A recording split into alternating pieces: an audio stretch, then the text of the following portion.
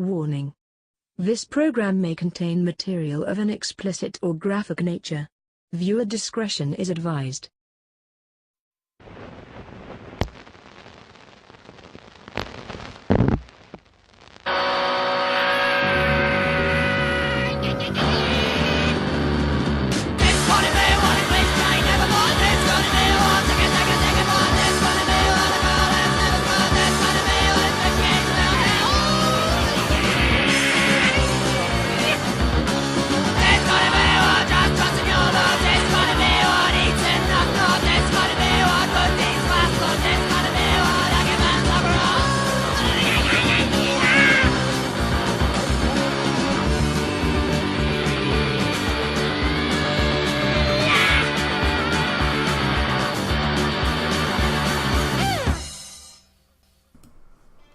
Broadcasting undead from the B Ward, this is Postmortem. I'm Dom. And I'm JD. And today we're going to give you our top 5 horror movies from the year that we were born in. Yeah, I was born in 1980. I was born in 1985. So there's going to be a 5-year difference there. There is. Yeah. This was a fun list. It was a fun list. It was easy. Movies that I thought came out in 1980 that didn't, and movies that I didn't realize came out in 1980. So, ones that I thought came out earlier or later. So it was a learning experience too. Yeah, it's very strange that you don't really research a certain year. Yeah. So it's like a lot of the movies on my list I fucking love. Yeah. But I didn't know they were the year I was born in. Yeah. So, besides maybe one, but we'll get to that. So, I'm growing out my playoff beard. Yeah. See?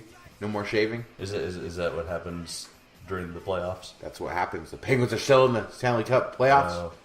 And until they win or are eliminated, I'm not going to shave. Okay. I won't shave either. Okay. So, the wife is kind of upset by that. Yeah. Not too into it. But it's neither here nor there. She's in the studio today. She's actually sitting right there. Yeah. Which Say hi. We have to be on our best behavior. And we can't say things like shit, cock, fuck, cunt, retard, pussy. We can't say any of those things. I can't talk about beating off constantly.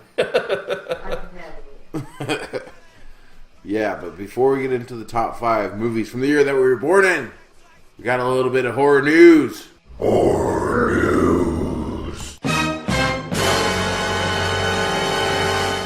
I got good news. I got news that you're gonna like. I got 2 pieces of news that you're gonna like. Really? Yeah. Why don't you start off then? All right.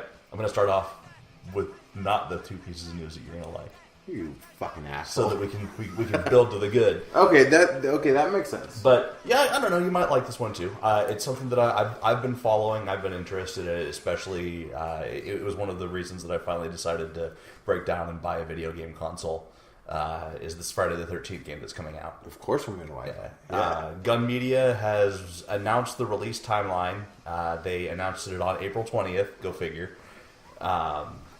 Multiplayer mode. Yeah, bro. Yeah. Yeah, I'm gonna get stoned and kill counselors. Yeah, 420, bro. Multiplayer mode drops for all platforms on May 26th. It's going to be available for $40.99 via the Xbox and PlayStation stores and Steam. And story mode will come out later in June. So does the $40.99 include both modes, or what? I think so. When they price games lower than $59.99, that usually means they don't have a lot of faith in it, honestly. Yeah. That's a track record of major Xbox and PlayStation games. Mm-hmm. All the new releases of the major games are $59.99. There are games that come out lower, and they're usually bad. And that hurts my feelings about this game. Yeah. From what I've seen, it looks amazing. Well, I think part of the reason they're doing it is because they're only releasing the multiplayer first, and you're not going to get the story mode right away. Oh, they still want you to be able to. But they still want you to, they still want you to be able to play it. Yeah. So I'm not really into online multiplayer all that much. Me I'll neither. do it every But once in a while. Friday the 13th, Yeah. we're gonna get it. Yeah. Me and you're gonna play it. Yeah, and Now that you have an Xbox, Yeah. I can't wait to play some Doom. Yeah, I'm gonna play some Friday the 13th. the fact that you can play as Jason or as the camp counselors, I like. Yeah. And Tommy Jarvis is one of the characters in it, and also one of the things that they've announced.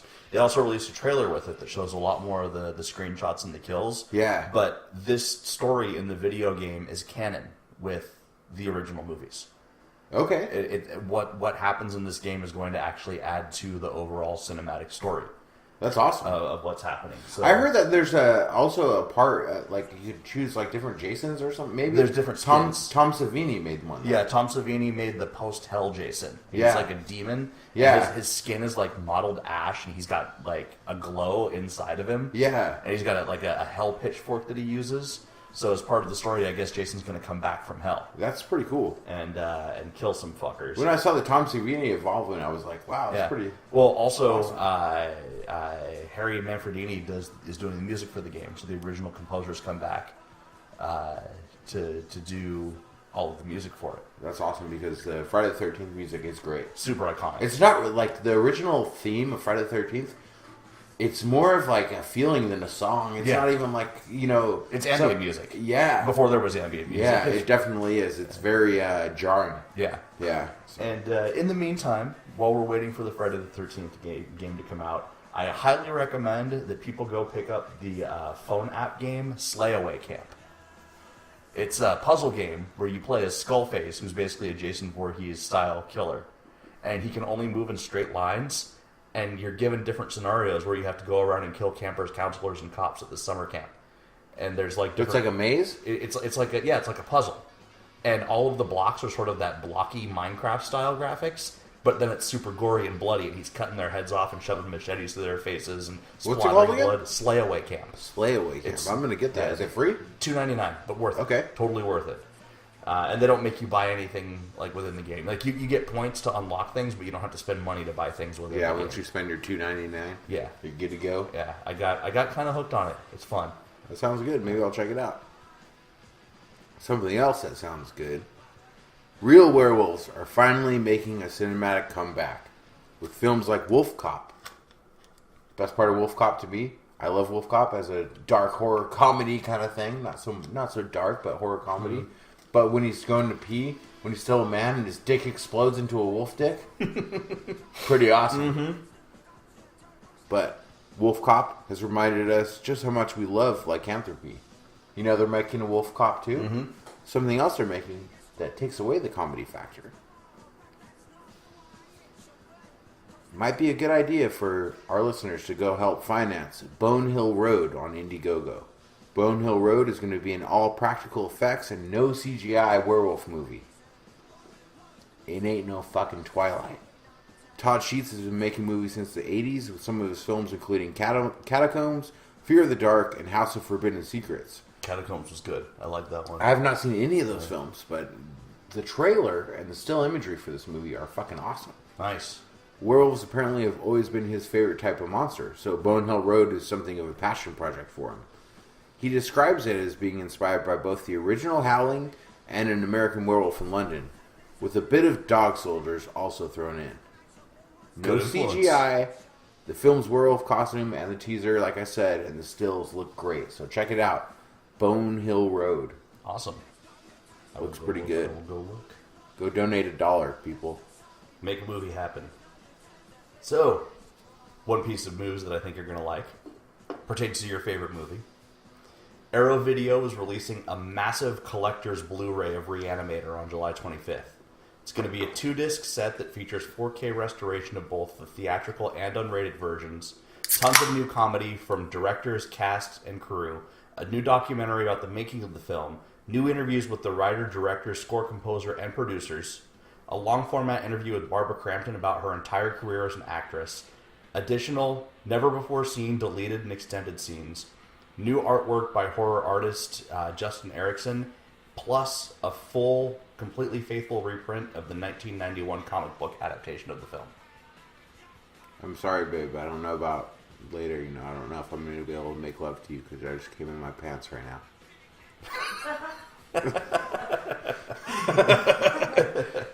Yeah, that's coming July 25th. They've already, on, I believe it was Bloody Disgusting, showed some samples of the box art for it, and it looks fucking great. That's awesome. I cannot wait for this. Yeah. Short of a new movie that I've been looking forward to, maybe like It, this is the greatest horror news we've ever shared in the history of the show. And the greatest movie. There will of all never time. be greater news again! All right. Yes, stupid idiot. Upcoming movie from Justin Benson. and Aaron Moorhead has a lot of people talking since it's premiered at Tribeca Film Festival. The Endless. You heard about this? I have not.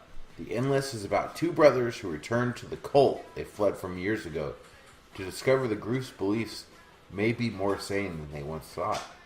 They return to the cult after receiving a mysterious message, and things in the cult's prophecy start occurring in real life. It's said to have twists and turns, kind of like similar to Shamalama Ding Dong, but also a sense of humor. There's a teaser trailer on Daily Motion, which doesn't show much. It just shows one little scene of the film. Needles being put into dicks. No needles in the dicks. That was last episode. You guys are going to have to rewind to last episode if you want to hear about that piece of cinematic art. Cinema. Right, so it wasn't Nicholas Winding Refn who directed it. But you can go on Daily Motion. You can see it. Cinematography is well done, and with all I've read, I'm really looking forward to it. Cool. Highly reviewed from Tribeca. Nice. So. Just came out 2 days ago, so. On streaming?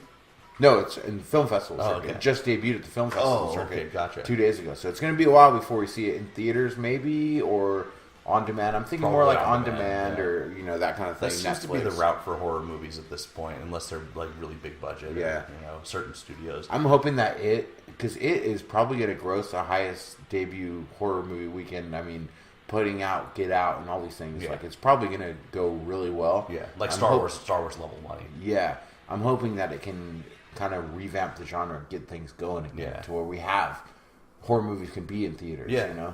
Yeah. And not hold back. Right. That's the important thing. You Yeah. know, a lot of movies think that to get it in the theater, they have to suck. Yeah. Yeah, that's true. And we shouldn't have that. So another piece of information. This is less news and more just some information for some. Our listeners might not know about it because I didn't know about it until I saw this today. But a mini documentary about 7 minutes long has been released to YouTube entitled "The Bizarre Monstrosities of Brian Yuzna." It's a 7-minute piece created by YouTuber Dr. Urdu, and it explores all of the creatures that Yuzna created over his film career. But the cool thing is, it's part of a larger series of mini documentaries that focus on body horror films, their history, and how they've influenced film and body horror films of other cultures. What? Yeah. What's it called again? It's called The Bizarre Monstrosities of Brian Yuzna. I watched it on my lunch break today. It was just this little 7-minute thing, just a recap of all of the monsters that Brian Yuzna has created throughout his career, and like a little bit of the story about him and Lewis Gordon working together. Any kind of interview with him or anything? Little bits and pieces of interviews, yeah. That's awesome. I really got to see that after we're done recording. It seems like it's more cobbled together from pre-existing stuff. Speaking of body horror. Cobbled together. You look like you're about to sneeze. Never mind. Oh, that is horror when you can't. This one little 7-minute documentary that I watched was good. He's got a bunch more stuff on his channel. So look up Dr. Urdu on YouTube. URDU. And I will. Check out I'll his be stuff. watching it tonight. All right. And if you watch his stuff, comment and say you heard about it from the Postmortem Show. Maybe he'll come check us out. Yeah. Maybe we'll do a 7-minute documentary on us. Yeah. Or a 7-minute interview. What would the rating of a postmortem documentary be? Who the hell knows? The answer is unrated. Yeah. Anyways, back to some horror news. I'm still trying to sneeze. I can tell. Your eyes are like glazed My eyes over are right fucking now. watering. Your left eye's just gonna pop out of I its might socket fucking right now. die during the Yeah. recording of this podcast. A new film called The Ranger. The Ranger? The Ranger has began principal photography this week in New York. It's about a ranger who has to constantly track down these bears that are stealing picnic baskets. No, it's so much better than that. Okay. Directed by Jen Wexler, The Ranger follows a group of teen punk rockers who get in trouble with the cops. They escape to the woods to hide out, where they are forced to go up against the local authority of these here woods. A deranged park ranger. A deranger? A deranger, yeah. With an axe to grind. Hell bent on preserving the serenity of his forest. The cover art looks like a Discharge album. And I'm really fucking looking forward to this That's one. cool. Just based on what I read about it And the cover art, I know it's going to be some real punk rock horror, you know? Yeah. Green Room delivered in a way not seen since Return of the Living Dead. Yeah. And I hope this is the next one. Nice. I will check it out. Punk rock horror is its own genre that needs to be seen. Needs to be seen more of. Yeah, for sure. We did top 5 horror punks once upon a time. It's been probably 30 episodes. But, I wish we could revamp that list with 5 new horror punks within like 5 years or something. Yeah, something like that. All right, that's it for my horror news. That's all I've got. So, we will return.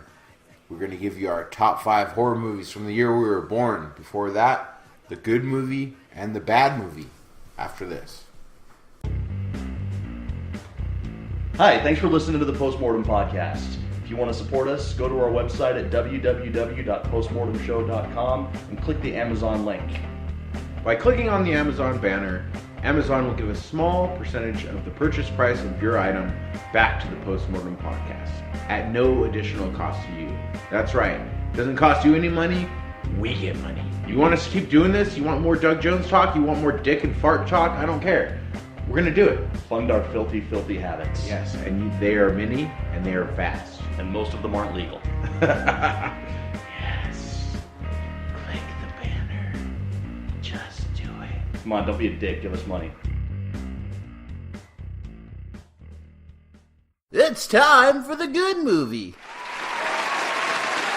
And the bad movie.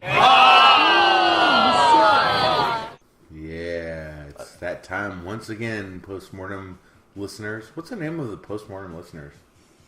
Morticians? Morticians. Yes. What would you say?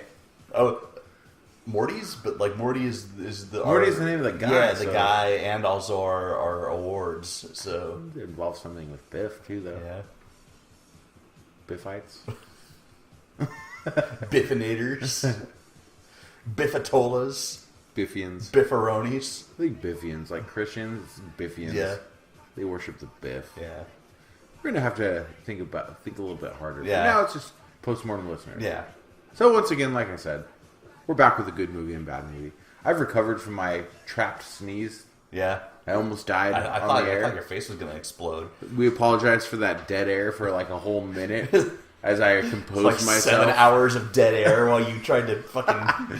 This motherfucker goes through barbed wire boards and light tubes and shit, and it's a sneeze that kills him. Well, Elvis did die on the toilet. That's true. So will I one day. And the B word's kind of a toilet, so... I don't think it is at all. Not at all. We worked very hard to create this area. It's a very nice, comfortable and environment. I take great offense to your words. Yeah. You've hurt me. I'm sorry. You've cut me deeply. So, I'll start us off this week. All right. My bad movie, once again, is not... I don't know if I'm just on a streak of seeing good movies, but I wouldn't say it's a bad movie. It's just not as good as my good movie, and there's something about it that I couldn't get behind. So, 2011, a murderer, a priest, and a delinquent try to bring down a father-killing madman in Father's Day. Okay. Have you heard of this? I have not. A sadist named Chris Fuckman Chris Fuckman? has been raping and killing fathers for years. Excuse me, sir. Do you have a son? Yes. Fucked in the ass! Pretty much. Ahab was a boy when Fuckman murdered his dad. His name is really Fuckman? Yeah, Is this movie a comedy? we'll get there. He tries to take revenge, but he kills the wrong guy and is sent to prison. After Ahab gets out, he is brought back to society by a priest, Father John Sullivan. Twink, a young delinquent, has recently witnessed his father being killed. The three of them team up to hunt Fuckman, getting into some crazy situations as the murders continue. Fatherfucker. Okay, so that was my... With the father fucking and stuff, Yeah. that was my synopsis, right? Yeah. Here's where it takes a 180, right? I watched this movie because I recently saw last episode and reviewed a movie called The Void Yeah. last week, Yeah. which was made by the same directing and writing team who made The Void, Jeremy Gillespie And the other half that worked on some of the effects and production is Steven Kosinski, but it's nothing like The Void. Really? It also teamed up with their longtime collaborator Adam Brooks. Okay. This movie was produced by Troma after the filmmakers made a fake trailer for it to show off what they could do and sent it to Lloyd Kaufman and Troma.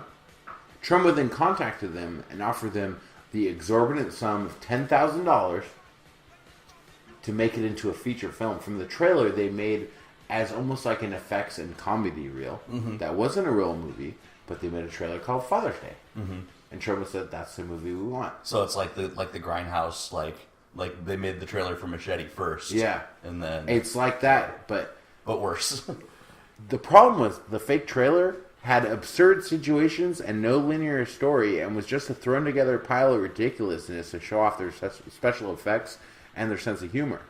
And that is why when they were given the $10,000 to make a feature out of the trailer, it became one of the most disjointed and ridiculous things I have ever been witness to.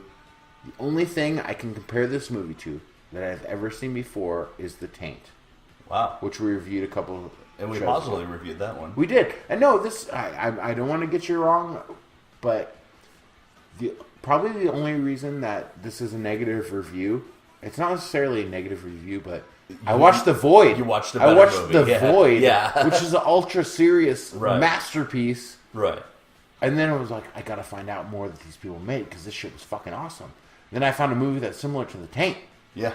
It's like Terra Firma or The Taint or something. Yeah. Well, Complete Terra bullshit, Firma was sort of ridiculous. about a guy with daddy issues who killed too. So It's true. IMDb describes this movie as an action comedy horror. It starts off with a fake intro that's part of the Astron 6 movie feature, airing at 1 a.m. in a VHS-style editing similar to Dude Bro Party Massacre 3.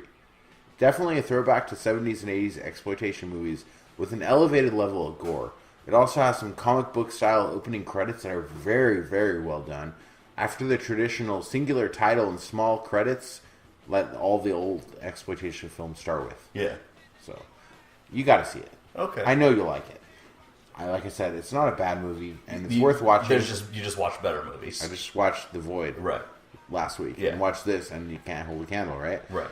It's got humor, boobies, dildo bashing, chainsaws, dangerous low-budget stunt work, which involves people jumping between moving cars for real, because that are definitely not trained for this kind of thing.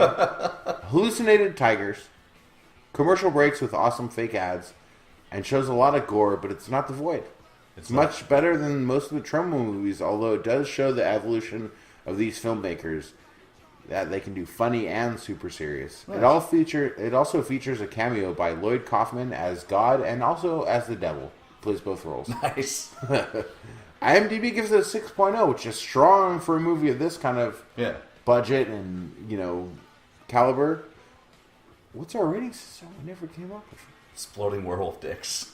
Exploding werewolf dick. I would say Frozen JD sneezes, but all right, we'll go. Maybe if you held the sneeze long enough, your dick would explode into an actual werewolf. That's probably true. So, I will give it 6.9 exploding werewolf dicks, which is not a bad review. Yeah, that's positive. It just happens to be something that's. I don't know if in the future postmortem that we are going to change the segment and just review 2 movies or something, but the good and bad, I love the sound effect. Right. I love the idea, but sometimes it's like. It's the good and gooder. I don't want to not talk about the good movie because I need to find a bad movie. Right. Right. So we'll see. Yeah. We'll see what we do in the future. But Well, for now, it's the entertaining movie with the dad fucking, and then the other movie that was a little bit better. right. I actually have a similar problem with my bad movie, in the sense that last week I watched American Poltergeist, and it's going to be hard to find something worse than that. And I think it made my bad movie a little bit better. Yeah. And it made me view it in a more forgiving Make light. any movie a little bit Yeah. better. 2016 supernatural horror directed by Jeffrey Hunt, titled Satanic. Available now on Netflix. Why do you do this to yourself? It wasn't that bad. Just the graphic on Netflix, Yeah. I'm like, I will never watch this. It had some, well, I'll get into it, but it had some good ideas, and it had some creative execution. It was just, it had a lot of flaws too. One of those does something wrong for everything it does right. Yeah. Four friends on their way to Coachella stop off in Los Angeles to tour true crime and occult sites, only to encounter a mysterious young runaway who puts them on a terrifying path to ultimate horror. Characters were all kind of annoying and had that dynamic where nobody likes anyone, which is a bad start. But the thing that it did right with this was that it portrayed them as uninformed about the occult and only superficially interested, which placed them above their heads when they faced actual occult stuff. Yeah. So, like, at first it's like, these are annoying goth teenagers talking about, like, shit that is wrong. As someone who knows things about the occult, the shit that they're saying is untrue. But then, all of a sudden, they bring in the actual occult element. You're like, oh, that was smart. That's why they did that. So at first I hated them all because they kept blathering incorrect information. But when the actual occultist showed up, it made sense. And it was kind of cool to see that, as opposed to having people who, like... There was one character who was like... It's like the convent. Remember those fuckers? Yeah. And they try to sacrifice her, they don't know what the fuck they're doing? Yeah, They exactly. just happen to be doing their bullshit ritual in a house that's possessed. Yeah. So it kind of works, but also they die too. Yeah. But generally when they have movies like this, it's like, here's the farm boy and his girlfriend. They don't know anything. Or here's like the high school jock and the cheerleader. They don't know anything. They're But this doing was a like, seance. yeah. And there was a character that was like the Christian jock guy who didn't know anything. But there was also like the goth girl and her boyfriend, and they were just dumbasses. Yeah. So that was well done. Story had a lot of holes in it, but it was a decent idea. Ultimately, it was about some kids who unwittingly get pulled into an occult ritual that condemns them to hell. It was kind of Lovecraftian in the sense that it was about the futility of them trying to outrun forces that are much greater than them on a cosmic scale. It wasn't perfect, but it stuck to those presets. Like, it took its concept and ran with it and didn't try to be much more than it actually was. Special effects, dodgy CG, but the director was smart in his use of his limited budget. He left a lot to the imagination and relied on sound design and cutaways to hide what would look cheap if he tried to show it. It wasn't really a special effects movie, but the director cleverly told his story without them. It was creative, not perfect. I want to see more from this director, though. I think with a stronger script and maybe some better actors, he might be able to do some cool things. It did find its strength in what it left to the imagination, which I can appreciate. So it's not a total waste of time, but the first half hour is kind of a chore to get through. You're like, oh, these people are fucking annoying. Yeah, that sucks. But after that first half hour, when things start going wrong, you're like, oh, all right, cool. I see where this was. It would have been better, though, if he had the annoying characters and maybe one or two still entertaining characters that kind of held it together, like, to be an anchor before everything went wrong. Yeah. Again, did something wrong for everything it did right, but ultimately, I'm going to give it 5.5 out of 10 exploding werewolf dicks. just slightly above the average. I forgot about the exploding werewolf dicks. It all brings it back. Yeah.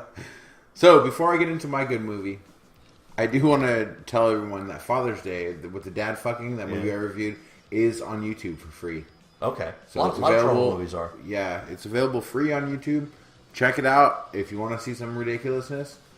You'll probably like it a lot if you didn't just watch The Void. Right. And then say, this movie's so awesome, I need to find out what else these people made. If I would have saw it randomly, I would have probably liked it more. And I still do like it. If you didn't know who made it, I still do like it, and I'm glad that they have that sense of humor because that shows they have range. Right. So, but my good movie this week is the one that's been on Amazon for quite a while. I had it on my watch list. Didn't get around to it.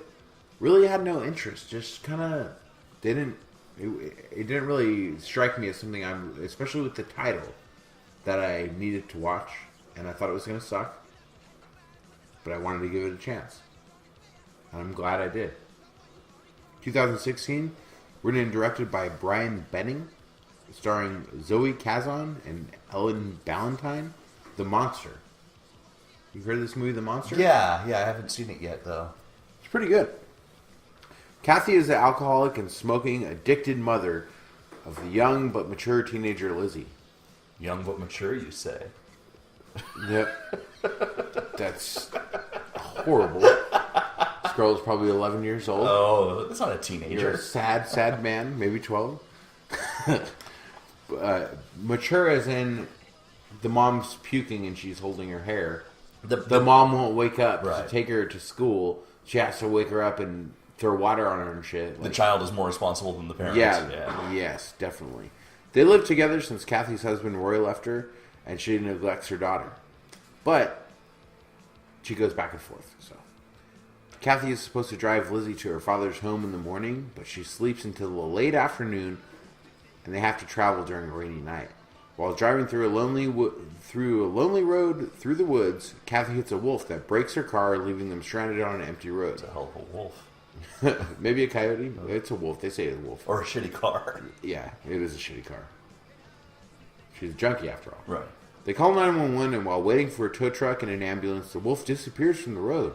When the tow truck arrives, the mechanic, Jesse, tells them that they need to fix the axle and oil leakage to tow her car. While repairing the vehicle, a monster attacks him, but neither Kathy nor Lizzie take note. When they seek Jesse out, they realize that they are alone in the spot. Further, Kathy learns that monsters do exist. Will they be rescued on time? Like I said, I have not watched this because I had no interest because it's called The Monster. Yeah. Usually films with titles like that are bullshit. Not a lot of thought put into Yeah, it. and the picture is just like a lady screaming, like the mom screaming. Yeah, with like a little outline of some kind of creature in the background. Didn't really, the marketing's bad for this movie. So, but this movie really disturbed me. Not the creature, but the mother and her relationship with her daughter. The mom really reminds me of my ex-wife. Okay. And that's good horror right there. Like, the monster should just kind of be, like, when it's family horror. Yeah. And that's what made movies like The Devil's Candy so good. Was the Yeah. horror wasn't about the demons or the monster or the killer. It was about the family The dynamic family. and what was how Well, the for monster... this, it's like, fuck. I hated the mom so much in this movie. It's limited storytelling. Most of the movie takes place in or around their broken car or through flashbacks to let you get to know the relationship between the mother and the daughter and the mother's problems with drugs. I hate the mom. She's a piece of shit drug addict who in some flashbacks told the daughter, fuck you and I hate you and things like that. Wow. And makes her find her own ride to school and leaves her because she backtalked her and shit. The mom is a piece of shit. So the acting of the mother and the daughter are both really good. The monster is all practical effects, no CGI. It's like a cross between a xenomorph and a Rottweiler. Cool. It looks pretty cool. But it doesn't look like the Very shitty teeth alien in. dog from Alien 3. No. Stories about redemption, facing your fears, and even the biggest piece of shit of a mother still will have a mother's instinct when it comes down to defending the child against unspeakable evil and forces that they have never seen before. So she kind of comes around like it is like I fucking hated her, but she kind of comes around because of the fucking monster, you know, trying to kill her kid, so she kind of does come back to reality and snaps out of it a little bit in the middle, but IMDb gives it 5.3. I think it's better than that for many reasons. Practical effects will get a good couple points on that. Well acted, good script. This is a well written movie. Nice. I wish it would have got a better marketing because it could have been. This is a movie that could have been in theaters. It could have been a contender. Yeah, it could have been, but it's not. Yeah. Just a bum. Just a bum. No, it could have been in theaters. Like, it was the cinematography, the budget and stuff like that, as good as any like mainstream horror movie. Like, this is a movie that could have been one of those mainstream horror movies that comes out like The Bye Bye Man or something like that hits theaters and stuff like that. It was good enough for that, I'm gonna give it a 7.4. Exploding werewolf cocks. Ow! Ow! Ow! Ow! Ouch! Cool. My good movie, was also one that I probably might have skipped had I not watched American Poltergeist and was suddenly willing to watch anything. But I'm glad I watched it.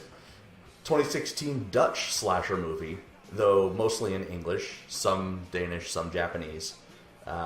Directed by a guy named Nick Jongarius, and it's called The Windmill. Streaming now on Netflix. Okay, you watched it, huh? I watched it. It was not bad. Great.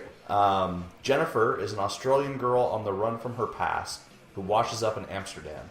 In a desperate attempt to stay one step ahead of the authorities, she joins a coachload of tourists embarking on a tour of Holland's world-famous windmills.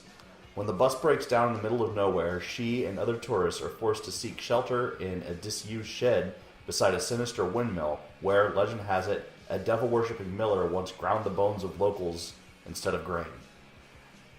As members of the group start to disappear, Jennifer learns that they all have something in common, a shared secret that seems to mark them all for doom. Acting in this movie was good. Had a wide range of characters. Only the ones who needed to be douchebags actually were douchebags. Wasn't a whole lot of development of the characters, so much as the occasional reveal of what the victims' past sins were. But the movie did focus on all of the victim characters and didn't just treat them as set pieces for the next kill. Yeah. Everything made sense the way that it happened.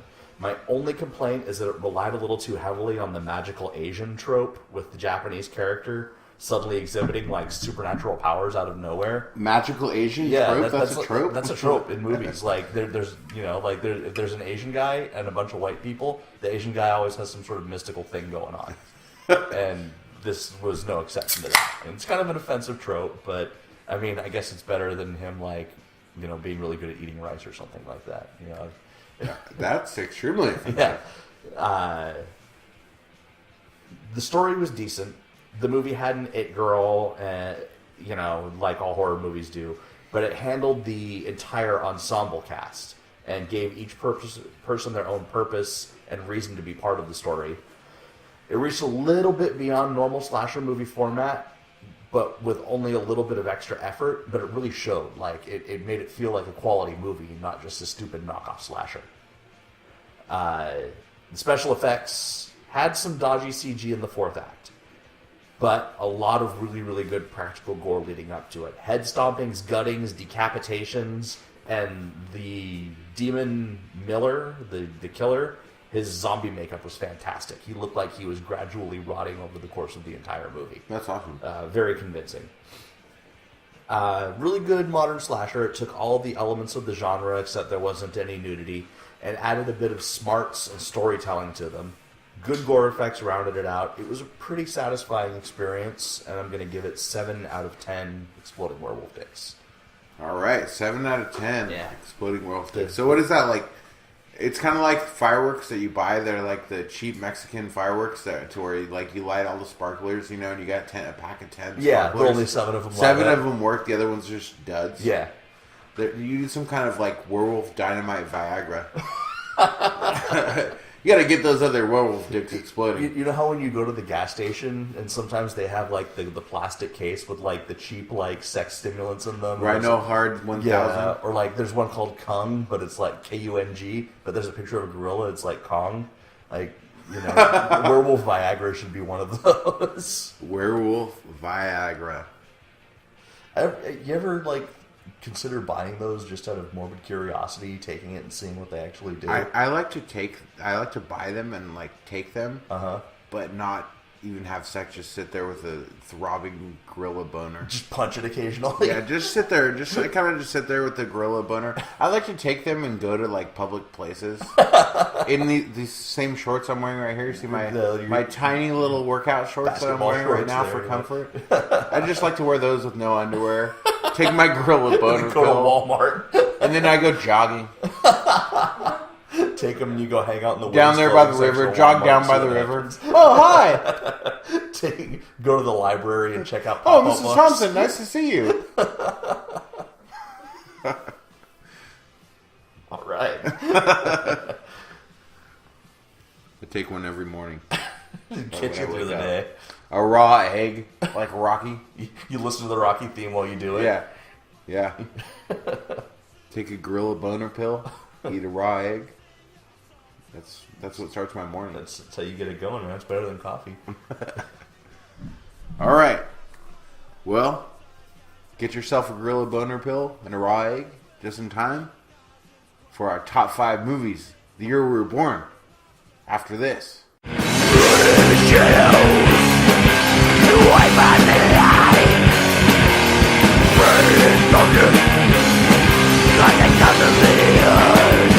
Available now at gravecommand.bandcamp.com. The debut album of Grave Command. Yeah, what happens when you get deep, crust, grindcore, and combine it with Motorhead? It gets brutal as fuck. That's when you get Grave Command. We are not fucking around, ladies and gentlemen.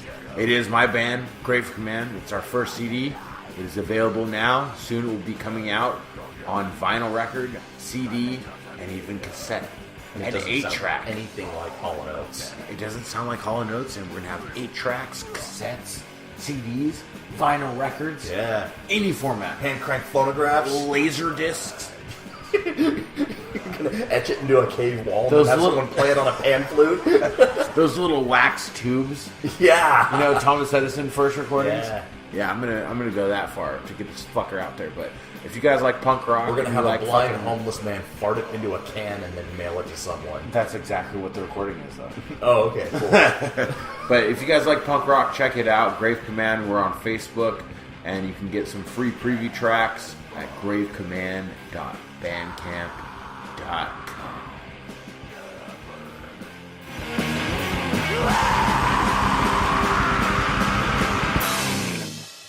Lamb, we're back! The top 5 horror movies released in the year in which we were born.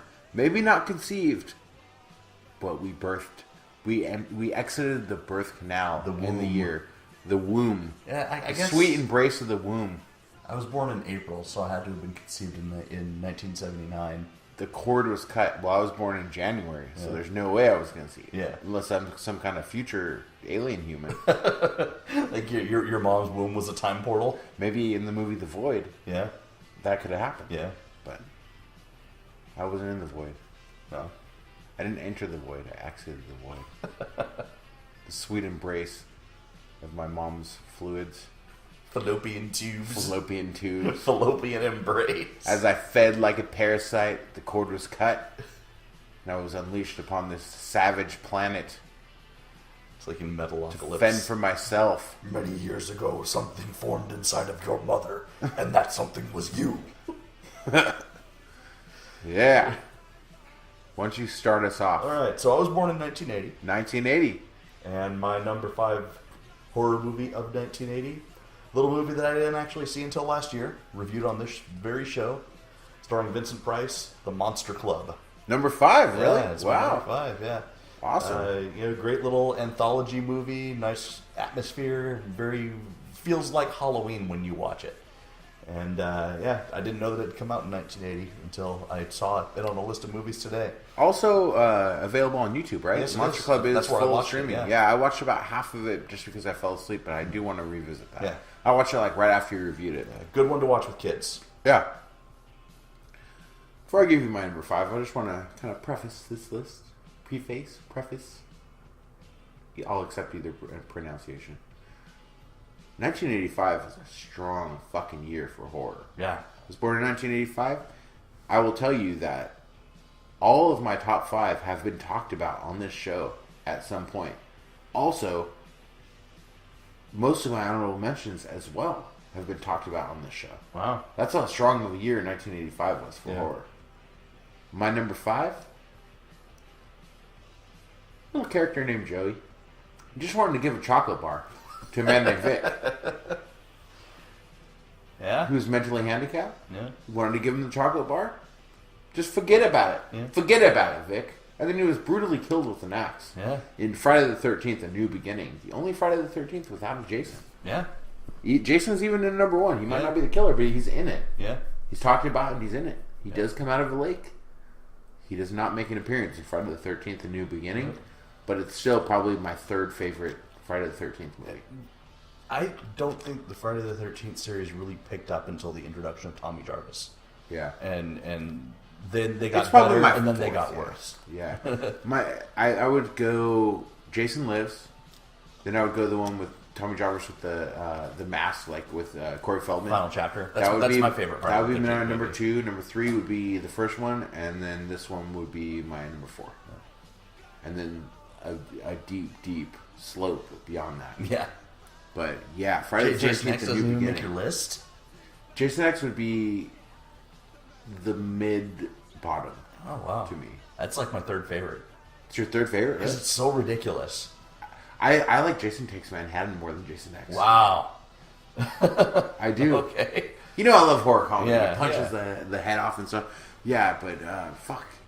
A New Beginning is good. Yeah, it's a legit good Delivers movie. on the nudity. It delivers on everything. Good It's a psychological horror. Yeah. And fucking Joey. He just wanted to share his fucking candy. Why does he got to get chopped in half by an axe? Because he's on my top 5 fat people. That's right. Go back. He was on yours too, right? Yeah. Yeah. And we even had a sound clip. Yeah. Go back and listen to our top 5 fat people. That was a good episode. That was a good episode. Yeah. Yeah. Wish we could come back to that. Maybe we should start doing honorable mentions on topics that can have multiple lists. Bring them back later. Yeah. Yeah. Oh, well. Everyone will forget about it. We'll scare some people off. We'll get some new listeners. Yeah, we'll do a couple more episodes. We'll about act like we handicapped never people. do it, and then just dub a new beginning and Yeah. and end of the episode, and just play the old episode. That works. Yeah, we'll do a couple more episodes about handicapped people and run off our Maybe audience. And, maybe the next time. I mean, it's not often that we have to do a classic episode, but maybe Yeah. the next time, maybe we'll bring back the fat. Yeah, those solid lists. My number 4, fourth favorite movie of 1980, movie that I go back to probably once a year. Motel Hell. Motel Hell is Takes awesome. all kinds of critters to make Farmer Vincent's fritters. Great horror comedy. Sort Pig of, masks. Yeah, sort of a mashup of Texas Chainsaw Massacre and Psycho Yeah. and those movies, but with a comedy edge to it. And it has Cliff the Mailman from Cheers as Yeah. a member of a punk band and fucking weird shit. Yeah, that is very strange. Yeah, it's a good movie. A movie that really, really goes off its rockers at the end too. It definitely does. Yeah, I need to rewatch that. Maybe that'll be one of our nostalgia killers. If Yeah. you watch it once a year and you haven't, when was the last time you saw it? Probably last year. So maybe that'll be. I a don't nostalgia think killer. Michelle's seen it. I'll have to show it to I her. haven't seen it for fucking since I was a kid. Yeah. So maybe that'll be our next nostalgia Yeah. killers. We'll see. That and I know we say that a lot. Yeah. And what was the other one? It was on the melting list. Body Melt. Body Melt. Yeah. All right. Next episode. Body Spoiler Melt. alert. Body Melt and Motel Hell. So right. let's not talk any more about it now. Then Okay. my number 4. Naked Space Vampires. Yeah. Life Force. Fuck yeah. This is how strong my list is. Life Force is my number 4. Wow. That's, yeah. You started high too, so. Yeah. Naked Space Vampires. Life Force is amazing. It is a fucking crazy ass high budget movie that bombed at the box Yeah, office yeah. because Way too no high one concept. knew what to expect from it, and it was way over everyone's head. Patrick Stewart trying to make out with a dude. Yeah, and a great rack. Yeah. Yeah. Some good nudity in that Yeah, movie. and it's constant. Yeah. It's a Dan O'Bannon movie, and he's great. He wrote Alien. Yeah. He created that whole world. He's written a lot of other weird shit too. Yeah, But it's a very solid movie. It is, And the and- director's cut, long as fuck. Yeah. But also so worth watching. yeah. I try to. This is where it kind of gets away from some people. I tried to show that movie to my son. Uh-huh. He's 12 years old. Right. And the main antagonist, the girl, the naked space vampire. Her tits are out the whole time, Yeah. and they're very nice. Yeah. And he fell asleep Wow. because it's like 2 hours long, and you know, Right. And there's a lot going on. You a gotta lot of keep up. dialogue Yeah. and stuff like that. Exposition. So, yeah. So yeah, it is what it is. So Number 3. number 3. My number 3 of 1980. It's a Jiang Shi movie. One that I have not shown you yet. It's not Mr. Vampire.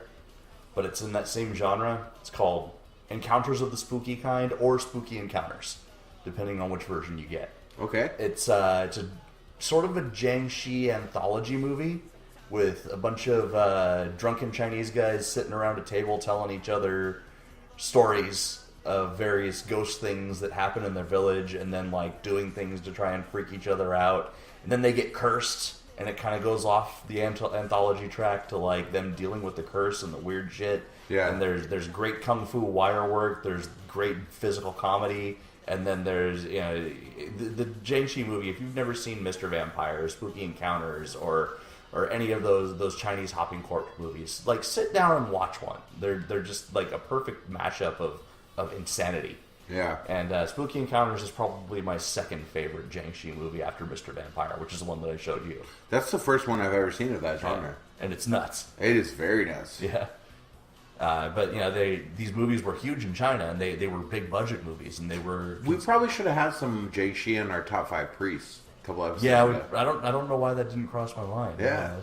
Some good priests in that genre. Yeah. All right, my number 3. Still, I told you it's just going to get more like 1985. Man, little movie, perhaps my favorite vampire movie of all time, Fright Night. Yeah. This is number 3. Wow. Yeah, Peter Vincent, Charlie, Yeah. great fucking movie. Evil Ed. Yeah, Evil Ed. I saw Fright Night when I was probably. What is 5th grade? Is that like 11? Sounds about right. Because I remember we're out. It was on the summer break between elementary school and middle school, and I saw that in that fucking movie. Amanda Bierce, Marcy from Yeah. Married with Children. Yeah, and she's and what's his name? The fucking vampire, Chris Sarandon. Yeah. I hate that guy. I always have. I've always hated him in anything. He's great in the movie, but I just hate him as a person. Right. He's a total douche. He's supposed and to he be plays a douche it in well. the movie, so Yeah, but Fright Night. I mean, I don't need to tell you guys. If you're listening to this show, you've seen Fright Night. Yeah. If you haven't, Big Mouth Vampires. watch it right now. Yeah. Yeah. What the fuck are you doing with your life if you haven't seen Fright Night and you're a horror fan? You know, that's don't watch Insidious for the 3rd time in a row. Go watch fucking Fright Night. Don't watch anything that has to do with Ed and Lorraine Warren. They've seen Watch Fright Fright Night. Night. They've seen Fright Night. Have you seen Fright Night, Antoine? Yes, he has. Yeah. I guarantee you. Eileen, have you seen Fright Night?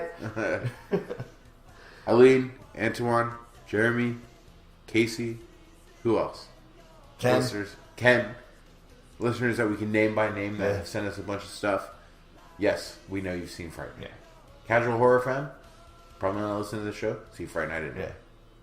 Stop being a casual horror fan. Just Let's Get just- hardcore. Let's progress. all right. What number? were- 2. 3. Okay, so now I'm going to number 2 then. I'm taking a number 2. Disney movie. Disney horror movie. Watcher in the Woods. That was 1980, huh? Yeah, 1980. It's my number 2 movie. Saw that movie early in my life, and it fucking scarred me. And In a good way. yeah, it fucking drew me in. And you know, you go back and watch it now, and it's still like, wow, they made this. They thought this movie was going to be for kids. Yeah. You know, it's like if you took the riverboat scene from Charlie and the Chocolate Factory and made a whole fucking movie out of it. Yeah. This movie is forever linked with Something Wicked This Way Comes, because I had a VHS with both of those movies on it. Yeah, And so to me, I can't even like separate them in my head. Yeah. It's been so long. But I think of that too when I think yeah, of it. but Something Wicked This Way Comes was like 1978, so you know that couldn't make my list. Yeah. But yeah, Watcher in the Woods, man, it's a good movie. It's a creepy movie. It's a good way to, you know, introduce kids into horror movie when they're ready to watch something that's going to kind of disturb them a little and, you know, give them nightmares, but they know they're going to survive it. Yep, it definitely is. It's a good one. I got a good one too as my number 2. Told you I'm getting stronger and stronger with this list. Yeah, like Popeye. It was the with year little of bits horror. spinach. The year of horror, Yeah. 1985. All the franchises were sort of set in stone. They were starting to reach their peak with their sequels. Friday the 13th, A New Beginning is the only sequel on my list. Yeah, Because my number 2, Return of the Living Dead. it's kind of a sequel. It's not a sequel. It's Return of the Living Dead. It's a zombie movie, Yeah. but it's the first one of their Return of the That's Living Dead true. 2. You know, it Also- is a sequel, but it's not a Romero movie. Yeah. It's just it's called to me. I don't view it as a sequel because it's in the same like universe as zombies, but it's like Return of the Dead Right. back to life. It's a stupid title, Return of the Living Dead for the first movie. Because it's not George A. Romero, Right. and it's a new concept, and it has its own sequels. I don't consider it a sequel. It could be considered maybe if you looked at it that way, but not to me. Also, the second Dan O'Bannon movie on your list. Yep, I'm into it. And Return of the Living Dead, Split Dogs. Yeah. Got an order for some Split Dogs. Send more EMTs. That's number 2. yeah, that's right. Yeah, number 1 is the best one. It's got Trash, Yeah. Dancing Naked. It's got all the punk rockers. It's got the Tar Man. Yeah. It's to me, it's the best one. And just the concept of the The trash madness that of the goes up funeral into the hole. clouds, evaporates Yeah. the clouds, then it rains. The dead come back to life. Yeah. Yeah. And Tommy Jarvis makes another appearance. Yep.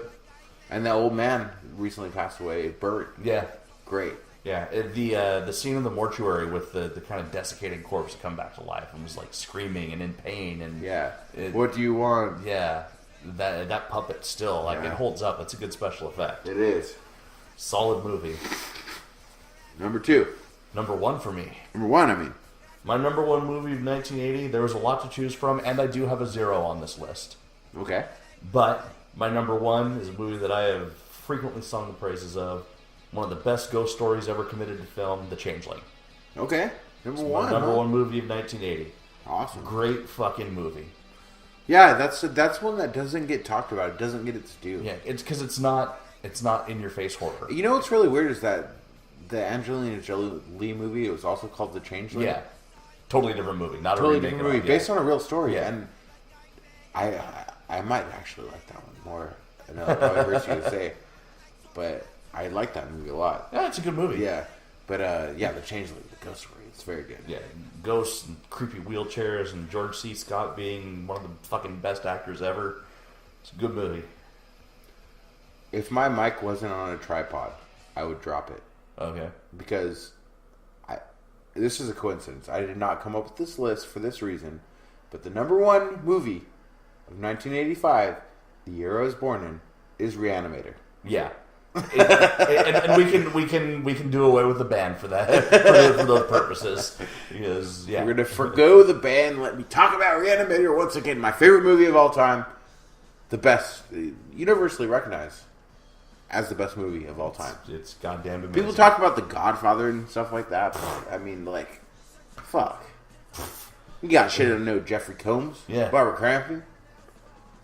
Faces, severed heads being shoved into vaginas. Yeah, it's the way to go. Yeah. Mr. West, I suggest you get yourself a pen. Reanimator.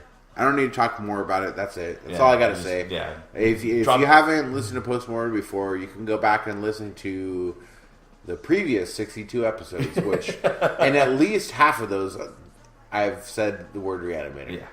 Maybe a quarter, because I've tried to. It was banned at a certain point, so.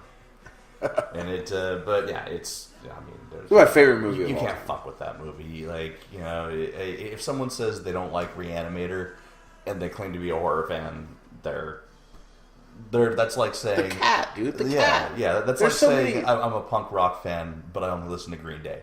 You know, Yeah, that's the fucking the cat. You got the Dean. I just said I wouldn't talk about it anymore, but I'm talking about it more. So much good stuff. Even the beginning where the previous experiments, you know, yeah, in Germany or whatever it was, you know. yeah. Fuck. Even the opening credits. Yeah. Opening credits are good. The Even the music's music. good. The animation's good. Yeah. Reanimator 2 is good. Yeah, Reanimator 3 is good. Yeah. Severed zombie dicks fighting Yeah, rats. Beyond Reanimator's good. Yeah, Yeah. it's And the one where he tries to drink milk with no bottom jaw and everything. just pouring it Yeah. into his neck hole. Great. Pure insanity. Brian Yes. Yuzna doing what Brian Yuzna does. Yeah. I have a 0 for this list. Okay. It's not even the best movie in its own franchise, but god damn it, it's the one that started it all. And it needs it if you're gonna mention a horror movie that was made in 1980, this is the horror movie of 1980, and it's Friday the 13th. Yeah. It would be criminal to not have that movie on this Yeah, list. for sure. So yeah, don't need to say much about it. It's not even my favorite sequel, but it got the ball rolling. And Yeah. it gave us great things. It is, and number 1 is good. Yeah. It's a good movie. It was the first one I saw of Yeah. any of the Friday the 13th. Yeah, it's if there was never a Jason Voorhees as we know him now, And it was just that one movie. yeah, just by itself, it would be great. Yeah. Of course, it's like watching Fatherfucker after you've watched The Void. Fatherfucker. Father's Day. Fatherfucker's a different movie. You don't want to rent that one. I mean, you might, but Yeah. I'd give it a try. Dumb will try anything. I once. watched American Poltergeist, man. Dumb will try anything once, including fucking his own father.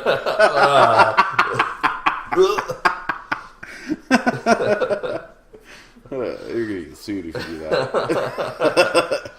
All right, honorable mentions. I told you that 1985 was a fruitful year. Yeah. My honorable mentions. Plentiful. Day of the Dead. Cornucopia. Day of the Dead. Yeah? Not even making my list. Ghoulies. Yeah? The Stuff. The Stuff. Cannibal Holocaust. Eaten Alive. Guinea Pig, The Flower of Flesh and Blood. Guinea Pigoo. Silver Bullet. Great movie. Hard Rock Zombies. You ever see that? I've not seen that. You've told me about it I before. have the VHS tape. Oh, yeah? Find your VCR in your shed. Yeah. You gotta get it. No, I don't have Watch. my VCR anymore. My ex-wife took it. Oh, I gotta get one. Did you find that little device? Yeah. That translates it? Yeah. Okay, find the device. Let me borrow it. I'll digitize it. I'll send it to you. Okay. Okay? Hard Rock Zombies is some good shit. It's fucking stupid. Yeah? It's good because it's stupid. Yeah, no, I know exactly what you're saying. Yeah, it's good. Hills Have Eyes too. Yeah? Demons Yeah. and Cat's Eye. Cat's Eye. All in 1985, the year I was born, the Draw year of here. horror. I I bust out of the womb with a chainsaw. In 1985. Painful, world's most painful labor. Very short though. 1980, not as plentiful a year, but still some good movies. Altered States, Yeah. talked about that recently. Anthropophagus, Oh yeah. Prom Night. I like Prom Night. Yeah, there are better movies, but it's still entertaining. Yeah. It's one of those movies that you have to have watched as a young kid Yeah. to appreciate. Yeah. Like, if I watched that now, I'd be like, Yeah. you know. But, And yeah. the remake was god awful. Oh, yeah. And Hello, Mary Lou, Prom Night 2. and a movie that if this was a top 6, it probably would have made my list, and it probably this might be controversial. It would be higher on other people's list, but it's a movie that I've only come to terms with in the last few years is actually liking, and that's The Shining. Wow. Yeah. That would have been my number one out of your list. It's I was just so like The Shining was the first horror book that I read. Yeah. So it holds Just because it deviates so Yeah, much from the it's source so material. much. Yeah. I got you. If I had never read the book, or if there never was a book and it was just Kubrick's movie, it would definitely be higher on my list. Yeah. And I used to hate it. Now I can say that I like it, especially after seeing the documentary about Yeah. it. We've talked about this before. 237, Yeah. But yeah, still worth an honorable mention in my world. Well, in both of these years, 1980, 1985, we deviated from the source material of our own mother's vaginas and entered this world screaming after being spanked by a leather glove filled with knives. Delivered by a cannibal doctor wearing pieces of other people's face. Placenta dropped and he said, "Are you going to eat that?" Got any more in there? It dropped straight into a blender. You're going to make me a placenta parfait. Dr. Hank Skinny. Dr. Hank Skinny traveled back in time, fired that DeLorean up to 88 miles per hour, traveled back in time to deliver us so that we could bring you this here show. Hank Skinny, PhD. That's a fucking show that needs to be made. We had Doogie Howser, Yeah. but no Hank Skinny, PhD. Yeah, maybe there could be a crossover. He's Hank Skinny. What do you think he is? He treats bulimia. That's his cure for everything. He's half gynecologist and half bulimia treatment. I guess you can't see me pantomiming on podcasting. Pries open the vagina and vomits into it. You're cured. Where's my stirrups? Where's my octopus and my stirrups? We're gonna fix this problem once and for all. Hank Skinny, PH. If you guys don't know who Hank Skinny is, You haven't listened to this listen show to the enough. rest of the episodes. Yeah. But little director named Lucifer Valentine Yeah. made a Vomit Gore trilogy, quadrilogy. Quadrilogy. Hank Skinny, greatest actor of all time. Greatest actor and stuntman. Nope. All right. I think that's our show. That's it. So, as H.P. Lovecraft once said as he popped his 5th gorilla boner pill of the day. If it smells like fish! Throw the fucker back. Boing.